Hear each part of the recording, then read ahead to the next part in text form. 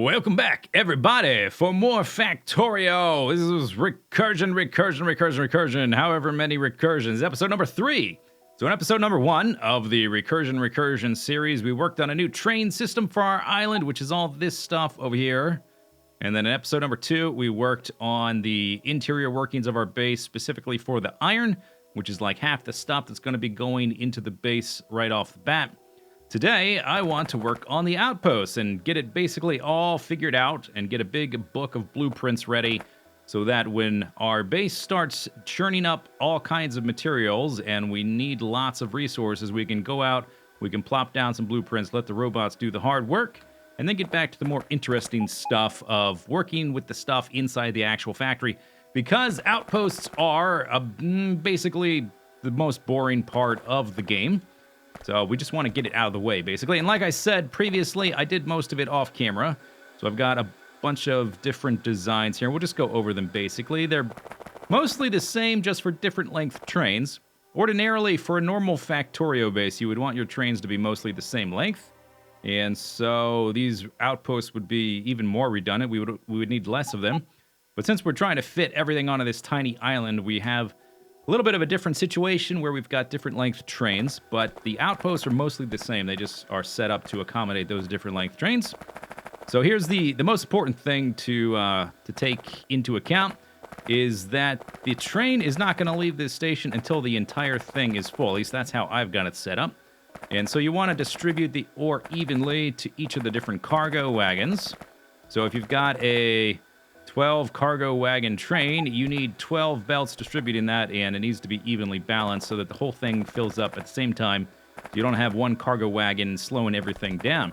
And so we've got this giant, weird squid Cthulhu spaghetti sauce balancer thing here, and it's more intimidating than it looks. I didn't design this from scratch. Basically what I did, I went to Google, I typed in Factorio Blueprints, and it brought up a Factorio Blueprints website. I don't remember exactly what it is, but if you go to Google, you type in Factorio Blueprints, it'll be the first one that comes up, I'm pretty sure. And I look for some balancers. I actually found a big book of balancers, and I specifically wanted a 12 to 12 balancer to accommodate all of our different cargo wagons. And it's easiest to find a balancer for the same number in, same number out. Like, you might be able to find an 8 to 12 or a 16 to 12 or whatever. I went with a 12 to 12 out of simplicity's sake. And this is the one I found. You might notice, though, that it is a slightly different width to what we have here, because I tinkered with it a little bit to fit the needs of this station. I wanted the belts to be as symmetrical as possible and with as few kinks and bends in the belt. So these lines are nice and straight and symmetrical, and up here you can see this is where the mining is set to be overlaid. So the belts are just going to hook up there. We've got an outpost and then a mining blueprint. We have 2 blueprints for this one outpost. So it'll be very simple and straightforward to establish a new outpost. And if I had used the balancer as it was presented, it would not be the right width, so we'd have extra bends here. And this may seem kind of complicated if you've never done this kind of thing before, but it's not that tough. Basically, I just did this. I grabbed a blueprint, and I blueprinted the left half. Like that. And then I blueprinted the right half, and I spread it out to the width I needed, and then I just I looked at what was already here, and I hooked it back up with the same logic. I've never really designed balancers, not complicated ones like this, so I just sort of followed the connections that were already there. And then we end up with this. We've got 12 inputs and 12 outputs going to our cargo wagons. And if we probably won't need all 12 of these for a given ore patch, so let's just scan up here real quick. Let's see. Well, there's this one that's already existing. Let's grab. See if I can find. Oh yeah, here it is right here. Okay.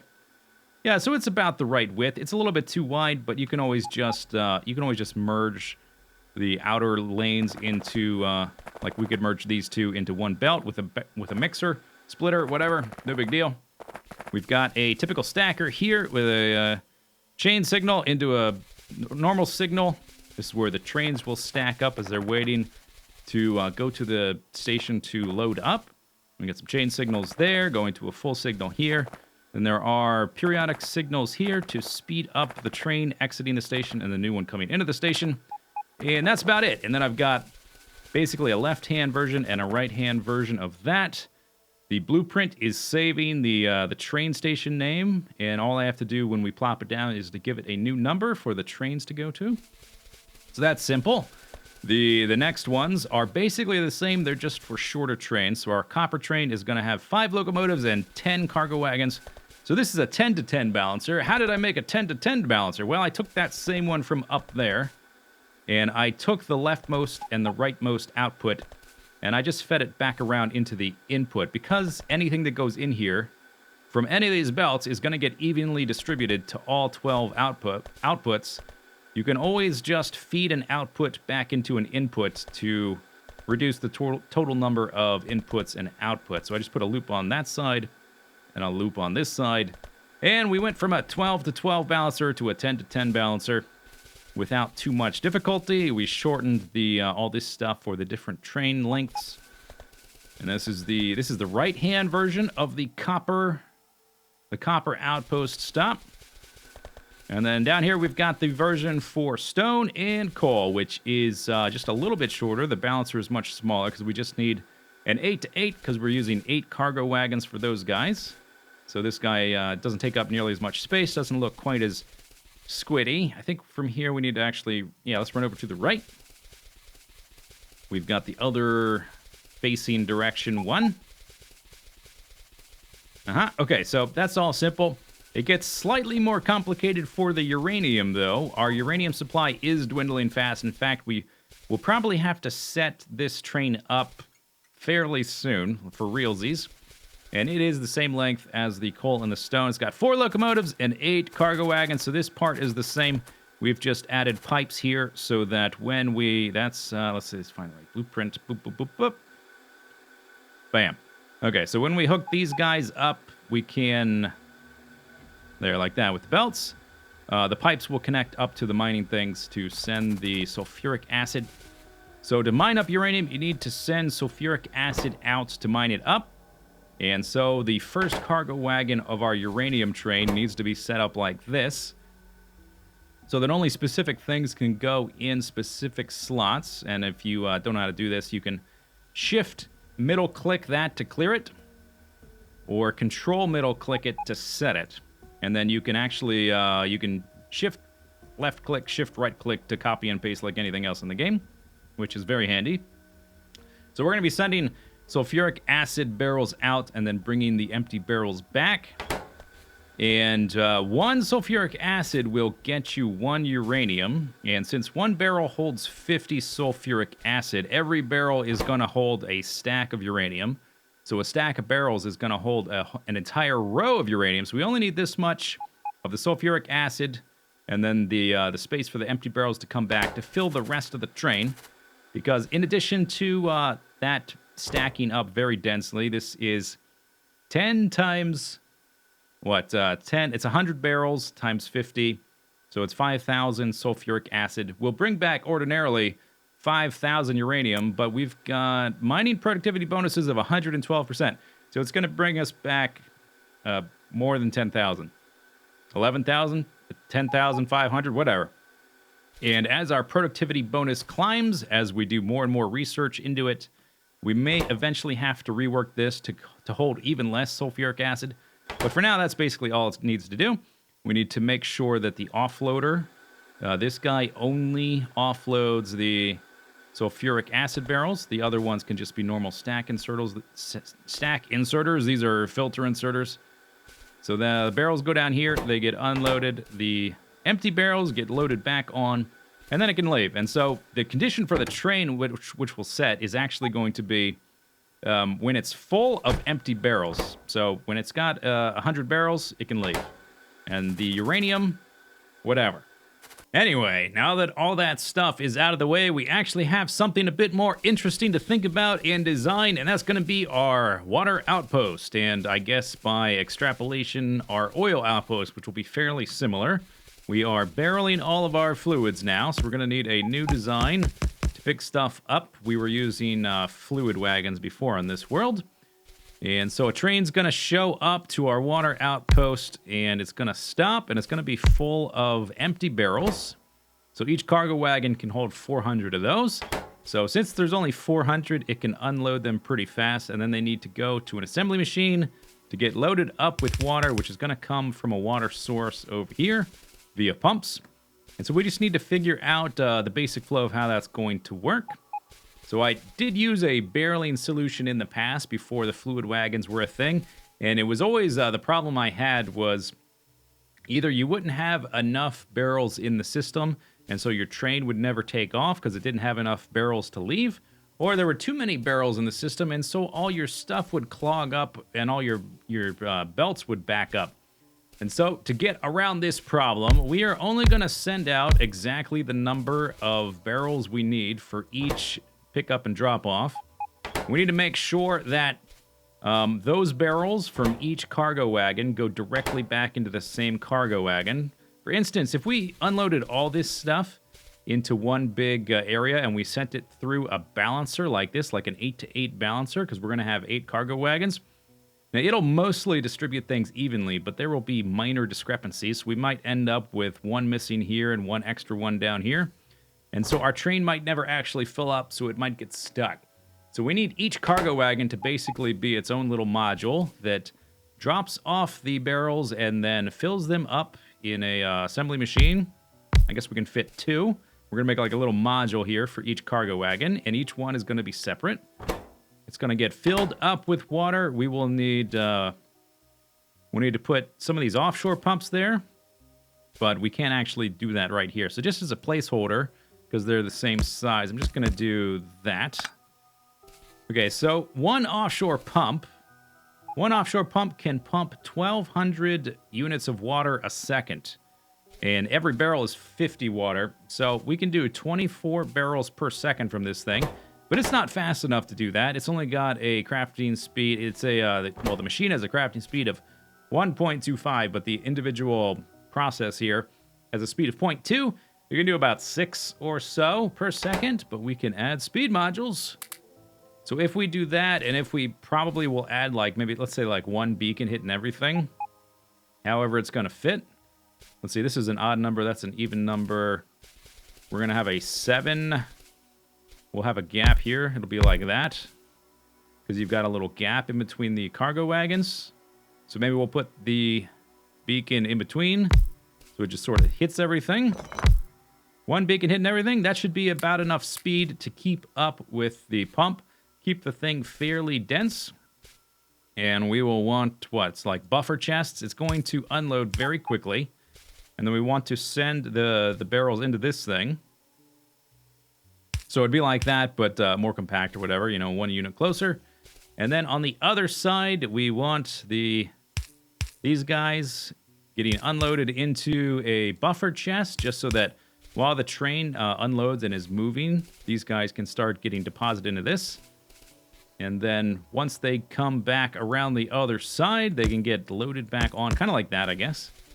And this is going to, we're going to just have it loop around. Actually, now that I think about it, this water station can be way simpler than it currently is. This is the way it was going to be, my first idea, where we'd have a train show up and stop until it's totally empty, and then would go to the next stop. It would just turn around and go to the next stop, and it would stay there until it's totally full, and we would have the same number of barrels in the system, and they would drop them off and then pick them back up. But we can make this way simpler. We can turn it into just one stop. We can replace these guys. I had to add belts, by the way, because you need an even number, because the rail lines are on a 2x2 grid there. But we can make that way simpler if instead of stack inserters, we use stack filter inserters. We use one and tell it to only offload barrels, and then we get another one and we tell it to only do the water barrels. And then we can have the station, or not the station, but the train. We can tell it to go to our water outpost, and then we can give it an and statement, and the and statement will say our cargo of empty barrels equals 0, and our cargo of water barrels equals 400. Wait, is that right? No, 400 per cargo wagon. We've got 8, so 3,200. Okay, change that. Copy that, right, leader? Set equals Okay, so it's only going to leave once all the normal barrels have been offloaded and all of the filled barrels have been loaded back on. That means this can get way simpler, which is nice. It's also going to streamline a lot the process of splitting our trains up, because the way this was going to be designed, I'd have to make multiple of these, which means like the trains would be coming in like from this direction, and as they leave, they would have to cross the inbound path. Now we can just turn it into like one big stacker, more or less, where each part of the stacker is a pickup location. Where's I need a cargo wagon. Do I not have any more? Okay, let me just pick up one of these. Okay, I just wanted to see something real quick. All right, so if this is here and we've got space for, I guess, we're going to have two inserters, or not inserters, two assembly machines. So it'll be like that, right?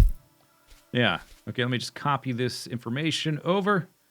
Then we'll copy that. And actually, this one doesn't have to be a filter inserter because it's only going to output. It's got the inserter taking things out is only going to take things from this spot. So that could be a normal stack inserter, but maybe just for redundancy's sake, we'll give it that little information. We'll make it a filter inserter. These guys are going to need, of course, this and this.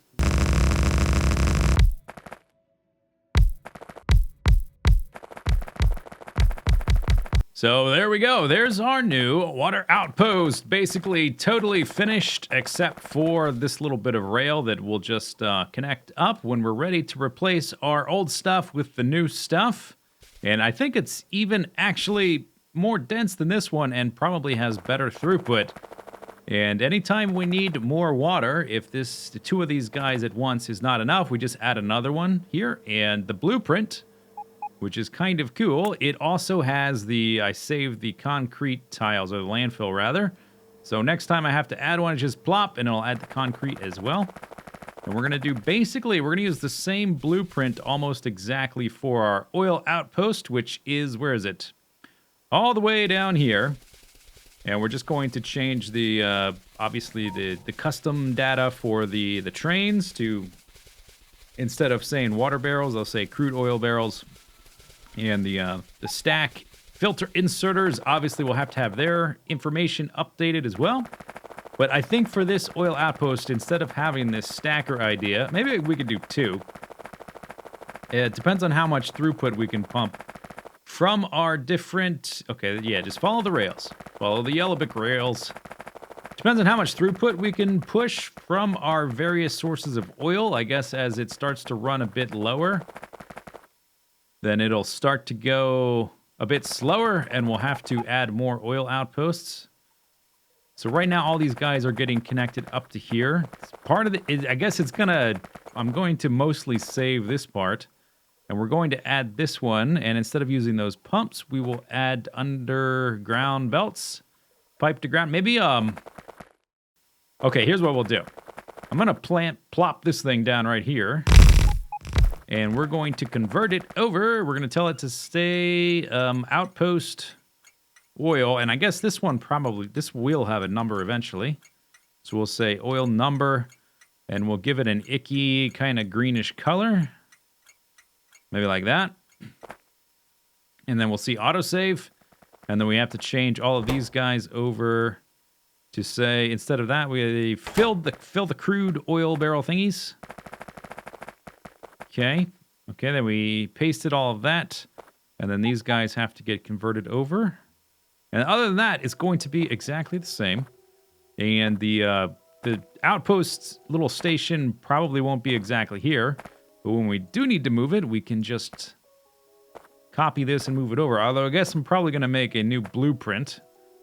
But just to remind myself it needs to be done, we'll do that. And let's hook it up to some power. Just so stuff stops flashing at me and I can know like what's working and what's not. Seems like everything... I don't have enough speed modules. I'm going to have to go get some of those. But otherwise, our outpost stuff is done.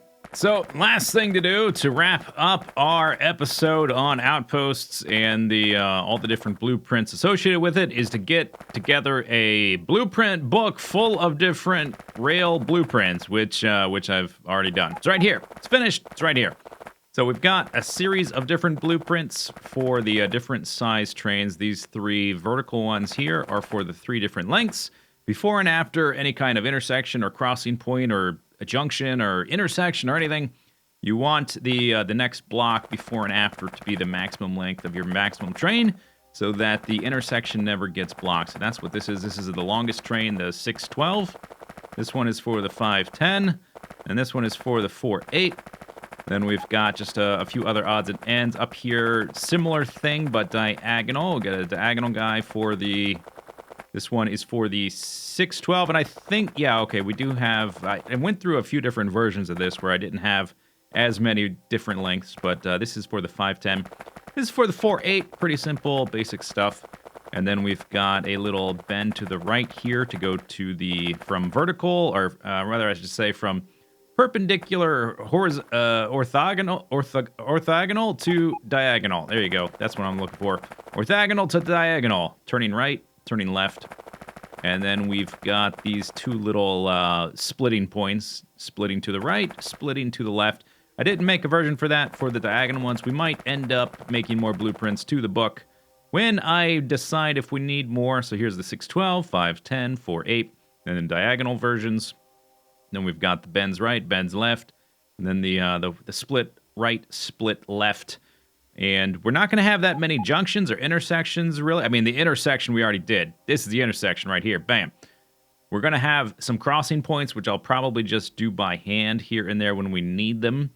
Most of the crossing point and the big part to figure out, we're only going to do twice. We're going to do it north of the bridge, of the North Bridge, and south of the South Bridge. And then from that point... all the rails are basically going to be separate. We're going to have a rail line going out this way to go grab copper or iron, a rail line going up here to get iron, a rail line going over this side get iron, then a rail line coming down here to get stone and uranium and coal. And similarly for the other stuff, there will be crossing points here and there, and particularly at the ends of the bridges where all these guys are going to end up in one spot. But as a rule, I want to keep the rail lines as separate as possible, so we're only going to go 1 lane out, 1 lane in for most of that stuff. And that will be that should be more than sufficient. Of course, if we ever have to revise this stuff, we can. We'll just update our blueprints, but that's going to do it for today. I think the episode's done. Hooray, congratulations. I'm patting myself on the back, and you should do so as well for watching the video. I don't know. So here's the finished blueprint books. We got the iron outpost, we got the copper outpost, we got the stone and coal outposts, we got the uranium outpost, we got the water outpost, and the oil outpost, and the little mining bloopy-doop. We got the rail outpost stuff, the different blueprints for that. Pretty simple stuff. Bam, bam, bam. All right, so we're done with this stuff. This should be basically something I don't have to think about anymore. When we have to go make an outpost, I'll plop down a few blueprints and then get back to the hefty work of designing the complicated stuff, which we'll continue that next time. Hope you enjoyed the episode. We'll see you next time. Have a good day. Bye-bye.